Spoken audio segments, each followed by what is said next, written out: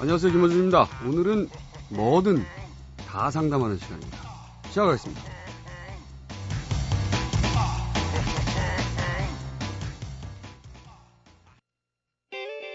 세상 돌아가는 꼴이 도대체 헷갈려. 세상 얘기 전부 다 상담.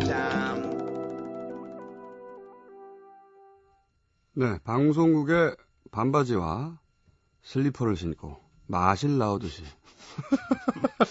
슬렁슬렁 걸어 들어오시는 항상 별로 안 유명한 하지만 무지하게 재밌는 철학 박사 강신주 박사님 나오셨습니다. 안녕하십니까? 예, 안녕하세요. 저희는 그 제자들을 풀었다고 확신하고 있습니다. 이렇게 단시간 내에 이렇게 폭발적인 반응을 얻었던 게스트는 없었다. 이럴 리가 없다. 어떻게 제자들에게 이 방송에 나가고 있다는 이야기를 하셨나요? 하지 않죠. 그런데 이렇게 많은 사람들이 왜냐면은 이제 게스트들이 나오시면 좀 시간이 걸려요. 적응하고 그리고 나서 뭐 호호가 갈리고 그러는데 등장과 동시에 이 환호가 사방에서 들리고 있습니다. 저는 의심하고 있습니다. 그래서 제자들을 풀어. 의심 안 하셔도 되고, 제자들은 풀지 않아요. 그런 건 추한 짓이기 때문에 그런 건 하지 않아요. 그렇기 때문에 제가 의심하는 겁니다. 철학자인데 그 제자들을 풀겠어요. 그러니까 말이죠. 모두가 그렇게 생각할 때 바로 그 점을 여기 이용할 것이다. 이분은 그걸 피부로 느낄 수 없으세요? 무슨 피부로 느껴요? 저희가 MBC 방송국에 다시 듣기 1위인데 못 느끼십니까? 못 느끼죠. 네. 저는 여기 와서 느껴요. 막 뭐라 그래가지고. 이 방 안에서만 이 방 안에서만. 저렇게 철저히 부정한 걸로 봐. 자, 그러면 오늘 사연 경기도 구리시 신모 씨의 고민입니다. 들어보겠습니다. 우리 아들이 고2인데 어려서부터 컴퓨터 게임을 무지하게 좋아하더니 아직까지 컴퓨터 게임에 빠져 삽니다. 어렸을 땐 아들이 고사리 손으로 게임하는 게 귀엽기도 해서 놔뒀는데 이제는 거의 중독이 아닐까 싶을 정도예요. 게임을 못하게 하면 애가 하루 종일 풀이 죽어서 밥도 잘 안 먹고 공부한다고 방에 들어가서는 책을 펴놓고 잠만 자고요. 그게 안쓰러워서 또 조금 게임 시간을 늘려주곤 했어요. 그런데 고등학생이 돼서도 야간 자율학습을 끝나고 온 10시에 게임을 시작해서 12시까지 하고 1시가 넘을 때도 있습니다. 저러다가 학교 수업 시간에 잘 것 같아서 걱정도 되고요. 어찌하면 아들이 게임에 대한 욕망을 멈추고 공부에 전념할 수 있을까요? 자, 첫 번째 사연은 이런 겁니다. 자녀의 게임 중독, 부모로서 어떻게 대처해야 되느냐. 이걸 이제 그 정신과 선생님이 나오셨다면은 이제 뭐 간내 얘기도 좀 나오고. 갔네. 뭐 이런 호르몬 얘기도 좀 나오실 것이고. 네. 그리고 이제 황상민 교수님 같은 경우에는 본인의 이야기를 풀어내시겠죠. 본인의 자녀 교육법 이야기를 풀어내실 것 같은데 이 철학자가 봤을 때 이거 어떻게 접근해야 되는 겁니까? 불교식으로도 들어갈 수 있어요. 아, 불교. 네. 오늘은 불교입니다. 네. 업보죠, 업보. 이것이 누구의 업보입니까? 부모의 업보입니까? 어머니의 업보죠. 그러니까 요새 아이들 키울 때 보면 꼬맹이 때 뭐 뽀로로든 무슨 텔레토비든 그거 보여주고 키웠잖아요. 네.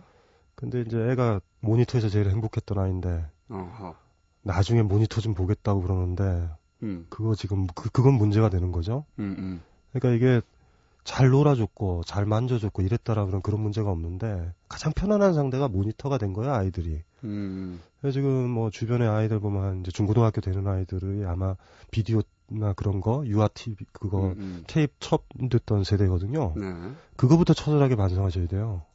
어렸을 때 음. 설거지 한다고 친구 만나러 간다고 2시간 이내에 올게 하고 2시간 거 틀어놓고 나가셨잖아요. 이제는 아이가 그 모니터랑 좀 사랑에 진지하게 빠져보려고 그러니까 말리는 거예요, 사실은. 그게 사실은 어떻게 보면은 너무 큰 업보죠, 업보.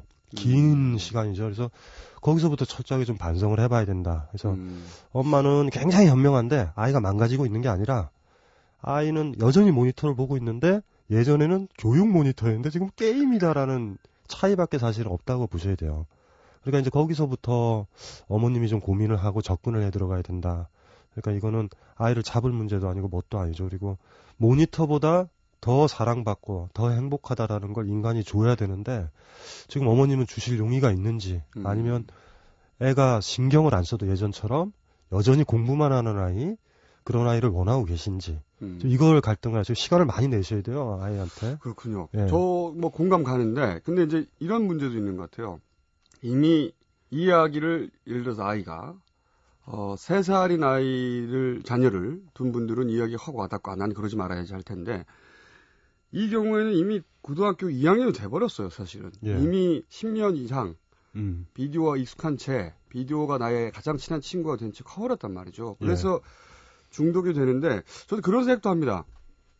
사실 우리 모두가 뭔가에 중독이 되잖아요. 예. 아마 부모님은 본인은 인정 안 하실지 모르겠지만 대부분의 우리나라 국민들이 그렇듯 돈에 중독됐을 것이고 기본적으로 또 어떤 사람은 뭐 술 혹은 뭐 일 중독도 있죠. 일 중독 뭐 연애 중독도 있고 어떤 분들은 뭐 무수한 종류의 중독이 있는데 그래서 전 중독 자체는 사람의 본성이라는 생각이 들어요. 근데 문제가 뭐냐면 그 중독이 실생활에 유리하냐 아니냐 이걸 가지고 이제 어른들이 그 중독을 가치 판단을 하잖아요. 그런데 오히려 그런 가치 판단을 할 게 아니라 어차피 아이들이 커가면서 중독을 다루는 법을 배워야 되잖아요. 어느 순간 내가 이 정도를 넘어서면 안 된다. 이런 중독을 다루는 법을 배워야 되는데 계속 지금 명령을 해서 명령에 익숙해지는 방식으로 이 문제를 해결하면 어른이 돼도 자기 중독을 다룰 줄을 모를 것이다 아마도. 그렇죠. 그렇게 네. 되죠. 그런 관점도 있다. 예. 길 가다가 구멍 뚫려 있는데 들여다보지 마시오는 치명적인 유혹이잖아요. 그러니까. 절대 들여다보시오 이렇게 해석이 되죠. 예. 그러니까 이게 문제가 뭐냐면 어머님들이 항상 아셔야 될 게 모든 20세기 인문학자들이 철학자가 하는 건데 욕망의 대상은 금지된 거예요. 오히려 본다라고 그러면 이런 경우 같은 경우는 물론 그런 생각도 하죠. 부드럽게 내버려두면 그만두겠지. 근데 사실은 하고 있는 거죠. 조금만 요 정도 선까지 풀어주겠다. 이런 거지. 진짜 버리듯이 풀어놔 보세요. 제 말이 그거. 네. 그럴 때 진짜 극단까지 한번 풀어놔 보세요. 그게 이제 유일한 사실은 지금의 방법이고 또 하나가 이게 일종의 젊은 아이들한테 해방구거든요. 일종의. 그러니까 문제는 뭐냐면은 이게 해방구가 아니다라는 걸 보여주는 아주 극단적인 이거 해결할 수 있는 이건 진짜 해결할 수 있는 방법이 있는데 선생님이랑 대동단결을 해야지 되거든요. 이거 한번 해보세요. 애 보고요 대학 가지 말라고 그러고 프로게이머 되라라고 하고 선생님이랑 그 약속 받으세요. 네. 그리고 매번 5시간 이상 하라고 그러고 30만 점 이상 넘어야지 밥을 주시고 이거를 하면 아이가 아마 키보드 밑에서 영어책을 보고 있을 수도 있어요. 토할 수도 있어요. 토할 수도 있어요. 이게 해방구라서 그러거든요. 그러니까 근데 어머님 혼자 하면은 애가 해방이 됐다라고 할 수가 있으니까 학교에서도 그래야 되죠. 학교에도 선생님한테 부탁해서 한 달 동안 그렇죠. 오전 수업만 하면 학교에서 책을 펴면 선생님 혼내키는 거죠. 그러니까 오전 근무만 하고 보내는 거예요. 집으로 가서 게임해라. 책을 꺼내기만 하면 혼꾸녕을 혼을 내는 거죠. 프로게이머가 될 사람이 이걸 하면 어떡하냐. 이렇게 해서 극단적인 책이 웬 말이냐. 프로게이머가. 그러면 이제 그건 일이 되거든요. 그러니까 아이들한테는 그 일종의 해방구니까 만약에 진짜 이것이 문제가 된다면 좀 안 좋은 방법이지만 그 방법도 있고 중요한 건 아까 얘기했던 그 방법이죠. 그러니까 지금 막 프레스 걸어서 못하게 한다라는 건 기름 붓는 거예요. 저도 그렇게 지금은. 그리고 아까 얘기했던 것처럼 뭐 여러 가지 문제가 있지만 업보의 성격도 굉장히 크다. 그러니까 일단은 나는 옳은데 아이가 문제가 있다 이렇게 들어가시면 안 되고 출발은 어머니가 하신 선생님의 거예요. 표현에 의하면 업보고 그리고 이미 거기 도달했다면 그걸 다루는 방법은 금지로는 해결이 안 돼요. 금지로는 안 돼요. 그러니까 이제 구체적인 상황이 아이가 어떤 상태인지라는 거는 이제 뭐 그건 잘 모르겠지만 제가 아까 극단적인 비유 들었잖아요. 어머니 혼자서는 안 될 거예요. 왜냐하면 어머니랑 24시간을 보내지를 않거든요. 그러니까 대동단결해야 돼요, 진짜로. 주변 사람들이 애가 자꾸 뭐 공부하려고 그러면 게임해라. 뭐 이러면서 주변이 그러면 이거는 이제 입시기가 더 쉬웠어. 이렇게 될 수도 있어. 공부가 가장 쉬웠어요, 뭐 이렇게. 네, 그러니까요. 그리고 또 한 가지 드는 생각이 뭐냐면 이제 그 부모님들이 가장 흔히 하는 실수인 것 같은데 보통은 이제 자식들이 어떤 오류를 저지를 수 있으니까 그걸 최소화해 주겠다고 생각이 들어서 부모님들이 이렇게 하는 게 성공을 하는 최단 거리다. 이렇게 생각하면서 그 선택을 대신해 주죠, 부모님들이. 그렇죠. 그리고 그걸 사랑이라고 말해. 부모님들 입장에서. 근데 사실은 그 아이의 평생 인생으로 보자면 어릴 때 이렇게 작은 실패와 오류들을 저질러서 그걸 통해서 배워야 되는데 그 기회 자체를 뺏어버리는 거죠. 그렇죠. 네. 그 굉장히 위험하죠. 그게. 굉장히 큰 실수죠. 네, 큰 실수죠. 네. 만약에 실수를 저지른다면 당연히 어릴 때 하는 게 훨씬 낫죠. 그렇죠. 네. 예, 회복이 빠르기 때문에 실수라는 것들이 이제 뭐 어렸을 때 하면 회복이 빨라요. 일단 에너지도 있고. 근데 뭐 40, 50에 실수하면 그냥 그걸로 그냥 인생이 그냥 확 넘어지잖아요. 네. 사실 위태로운 거죠. 그러니까 건물 질 때도 밑에 토대가 탄탄하다라는 그 의미도 막 이상한 곳인데도 막 넓히잖아요. 그러니까 그만큼 그 실수와 그 경험의 폭이 아이들이 겪은 게 넓어야 애가 크게 올라가는데 지금은 어쩌면 부모님들이 보니까 옆이 불필요하다라고 보이는 거예요. 네. 그냥 이렇게 쌓으려고 하는 거거든요. 위로 수직으로 90도로. 네. 그런 일은 없죠. 훅 넘어지죠. 맞습니다. 올라간다고 하더라도. 공부만 열심히 잘해서 사실은 공부를 잘해서 대학을 들어가면 부모님들 성공이라고 생각하는데 예. 그 성공이라고 생각하는 이유는 그 위에 성공의 방법은 자신도 모르기 때문에 그러는 거잖아요. 예. 불안해서 그거라도 하라고 하는 건데 근데 실제 공부만 열심히 한 분들이 그 나이에 이르러서 정말 인생을 잘 살고 있는 경우가 드물더라. 이건 우리 사실 알잖아요. 그렇죠. 그래서 직급이 참 훌륭한 회사 다니거나 무슨 뭐 변호사를 하고 이렇게 만나서 이렇게 만나보면 어린애다. 이런 느낌 갖는 사람이 많아요. 야, 저 사람은 저 조직에서 떠나자마자 죽어버릴 것 같이 나약하다. 고3에 멈춰져 있는. 그런 거. 공부 같죠. 잘해서 칭찬받던 고3의 멘탈리티로 평생 사는 거죠. 예, 위험하죠. 네. 위험해. 굉장히 위험하게 키우는 거죠. 그렇기 때문에 저는 이 경우에, 그러니까 걱정이 돼서 어디 가둬가지고 금지하고 실수를 저지를 기회를 박탈하고 하는 것은 성장할 기회를 뺏는 거다, 오히려. 예. 라고 생각이 들어서 저는 말씀하신 대로 네가 하고 싶은 만큼 해봐라 한번. 근데 이제 여기서 걸리는 게 고2인데 이제 1년밖에 안 남았는데. 그렇죠. 이 불안감이 그걸 못하게 하는 거죠. 그렇죠. 근데 이렇게 생각을 해보셔야 돼요. 2년의 불안이 아니라 30년, 50년의 불안의 문제거든요. 네. 더 지혜로우셔야 돼요. 그러니까 부모님이 언제까지 저 아이를 통제하고 끌고 가겠어요. 나중에는 아이가 아마 부모님을 얻고 가야 되는데 이렇게 약하게 키워서는 부모 하나 못 얻고 가죠. 자기도 못 얻는데 어떻게 부모를 얻겠어요. 그러니까 이거는 2, 3년의 문제가 아니라 아이의 평생에 걸려있는 문제다. 그러니까 당연히 이제 그 습관 들고 이러는 기간이 오래됐잖아요. 5년 걸린 습관 없애면은 최소한 5년은 노력을 했어야죠. 천천히. 이걸 그냥 한 방에 그냥 어떻게 하시려고 그러면 아니 이런 경우도 있더라고요. 막 병원에 데리고 가기도 해요. 그래서 그러니까 제가 처음에 그래서 그 얘기를 한 거거든요. 업보라는 얘기. 천천히 푸셔야 돼요. 이상하게 비비꼬에서 지금까지 온 거고 요게 이제 고민이 됐던 것들도 아이로 타겟하지 말고 가족의 전반적인 관계, 어머니와 아이가 유년 시절서부터의 관계가 지금 이 문제로 터져 나온 거거든요. 그러니까 어머님도 변해야 되고 아이도 변해야 되고 이게 같이 변하는 아주 힘든 과정일 거예요. 하지만 너무 조바심 치지 마시고 천천히 좀 했으면 좋겠다라는 생각이 들어요. 예. 저도 뭐 아주 최소한의 규칙만 내버려 두고 그리고 스스로 판단할 수 있을 때까지 기다려주는 게 맞는 것 같고. 그렇죠. 네, 예. 그게 그리고 그런 실수를 어릴 때 하는 게 전체 인생으로 보자면 가장 저렴한 거다.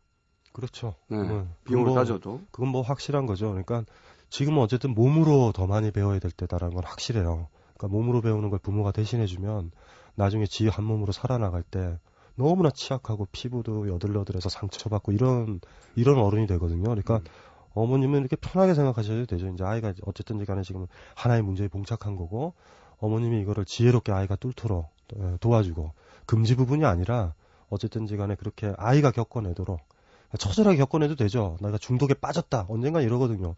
중독이 평생 가거나 이런 경우는 없어요. 맞습니다. 만약에 마치 아무리 좋은 사람 손 꽉 잡고 있다고 생각해 보세요. 영이 잡을 것 같죠, 처음엔. 나중에 땀도 차고 해서 빼요. 그러니까 오히려 보면 그걸 못 잡게 하면 계속 잡으려고 그러잖아요. 그러니까 계속 잡고 있어. 이렇게. 본인의 애정 경험에서 나온 교훈인가요? 그걸로 간주하겠습니다. 자, 그러면 두 번째 사연. 두 번째 사연을 또 짧은 게 하나 있는데 들어보겠습니다. 저는 올해 44살 주부입니다. 제게 50대 초반 인척관계의 여성 한 분이 있는데 이분이 항상 저를 따라한다는 게 고민거리입니다. 어떤 날은 제 헤어스타일이 자기 마음에 든다고 어느 미장원인지 묻고는 그 즉시 헤어스타일을 똑같이 하고 나타나서 다른 친척들이 놀리는 일이 있었고요. 옷을 사면 상표를 보고는 나도 가서 사야지 하고 즉시 사 입습니다. 친척 결혼식에 같은 옷을 입고 나타나서 저를 미치게 했죠. 가까운 동네에 살고 있어서 민망한 상황이 생길 수 있기 때문에 전 그 옷을 아예 입지도 않습니다. 이런 식으로 저에게 피해가 오니 전 억울합니다. 어떻게 해야 할까요? 네, 제가 보기엔 말이죠. 이런 상담을 해결할 수 있는 곳은 여기밖에 없어요. 하지만 저희는 말씀드렸다시피 다 상담합니다. 다. 사연은 간단하네요. 보니까 따라쟁이 때문에 오리지널인 내가 나의 어떤 독창성, 고유함이 손해를 본다. 이거 어쩌면 좋냐? 그렇다고 친척이라고 나 따라하지 말라고 할 수는, 친척이라서 따라하지 말라고 할 수는 없는데, 이런 문제죠? 네. 어떻게 하시겠습니까? 고민인지 자랑인지는 잘 모르겠어요, 지금. 반은 자랑이에요. 반은 자랑인데, 네. 내 자랑을 충분히 할 수 없도록 예. 환경이 나를 괴롭히네? 이런 얘기죠. 글쎄요. 왜 문제죠? 돈이 많이 없으신가? 새로운 옷을 사기가? 일주일 입어야 되는데 금방 따라해서 또 다른 옷을 입어야 되는 그런 스트레스가 고민의 핵심인지. 아니면 그 친척분이 스타일은 아닌데 그 옷을 입음으로써 자기가 입었던 옷의 스타일이 붕괴돼서 붕괴하신 건지. 근데 일단은 기본적으로 보면 이분은 좀 뭐라고 얘기해야 되나? 지금 44세 주부신데 딱 보면은 받은 느낌이 즐기고 계시다, 바닥에는. 이런 느낌은 일단은 있어요. 근데 이제, 그러니까 이제 좀 개성을 이렇게 내시려고 그러는, 그렇죠? 네. 멋을 내시려고 자기 그러는 스타일이 있으세요. 자기 기준으로 분명히 있는 거죠. 그러니까 사실 멋있으니까 그 친척들이 따라하는 거거든요. 네. 뭐야, 멋있다, 이러고. 전 이런 생각 들었어요. 이제 어떤 생각이 들었냐면, 이분은 따라하는 게 싫다고 하셨는데, 조금만 더 들여다보면 따라하는 게 싫은 게 아니라, 왜 연예인들이 자기 패션이나 또는 뭐 행동, 말투, 이걸 사람들이 따라하는 걸 싫어하지 않거든요. 왜냐하면 그렇죠. 그게 자기 인기의 척도다. 그러면서, 좋아하는데, 근데 그 경우는 누구나 그 오리지널이 누군지 안단 말이죠. 그러니까 이분의 불만은 뭐냐면, 자기가 오리지널인데, 그 오리지널이라는 걸 광고하고 다닐 수 없어 억울한 거죠. 제가 생각하기에는. 그러니까 거꾸로 보면, 사람들이 누가 오리지널인지 알기만 하면 이 불만은 사라지는 겁니다. 누가 따라하든 간에. 그럼 그것만 해결하면 끝나는 그래서 거네요. 간판을 마련한다든가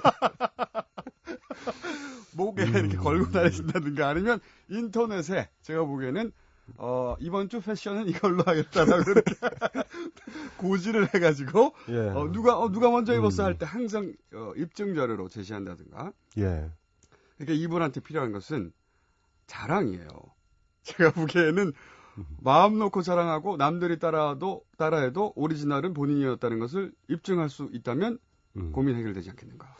그 이제 거꾸로도 한번 생각을 해보세요. 그러니까 아무리 옷을 입어도 사람들이 안 보고 따라하지도 않을 때 지금이 좋은 고민이에요. 아무리 잘 입어도 친척들이 새로 옷 입은 거 내색도 안 해주고 이런 상태보다 지금 좀 즐기셔야 되고, 그 마지막 그 이야기 중에 보면은 친척 모임에 이제 항상 같은 옷만 입고 다닌다. 이거 위험한 짓 하시는 거예요. 그렇죠. 굉장히 위험한 이건 짓이죠. 자해입니다. 자해이죠. 억울해서 자해로 들어가 버렸어요. 받아들이셔야 돼요. 본인의 지금 어떻게 자라오셨냐면요.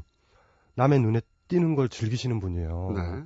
근데 그 조그만 게 그게 무섭다고 그래서 초과상가를 다 태우시려고 지금 그러시는데, 그러니까 말입니다. 오히려 더 아까도 이제 얘기했던 것처럼 더 따라오지 못할 강력한 패션? 그렇죠. 그런 패션 혹은 네. 어떤 패션을 매주 공식 발표한다든가 개인 블로그에 예, 네. 그래서 따라오기 좀 힘들게. 그 프랑스에 유명한 사람이 있었는데요. 뭐냐면 지금 이제 비 올 때 있죠. 비 올 때. 네. 비 맞기 싫어가지고 세느강에 뛰어든 남자가 있거든요.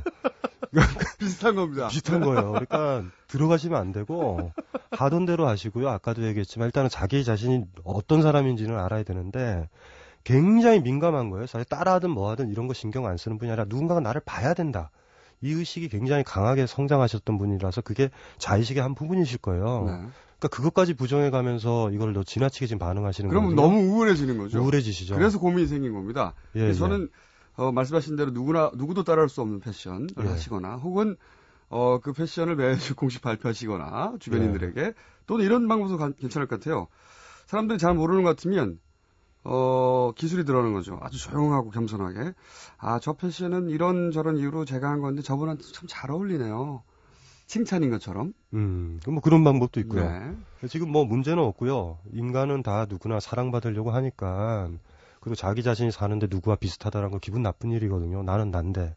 그러니까 그거는 아주 건강한 건데, 그렇다고 해서 누가 따라할 때 본인 자체가 뭐 피해를 보는 건 아니고, 따라한 사람이 사실 허접하다라는 걸 드러내는 거니까, 오히려 봤을 때 아유 참 저 사람 개성도 없이 이렇게 따라하네, 측은하다, 이렇게 생각하시면 돼요. 그렇지만 예. 그런 말은 하지 말고 예. 칭찬으로 자신의 오리지널임을 모두에게 전파하면 예. 고민은 사글이 없어진다. 사글이 없어져요. 네. 예. 간단합니다. 네. 오늘은 여기까지 하겠습니다. 이런 상담은 여기서만 할 수 있습니다. 네, 지금까지 강신주 무료 철학 박사님이었습니다. 예. 감사합니다. 예, 고맙습니다.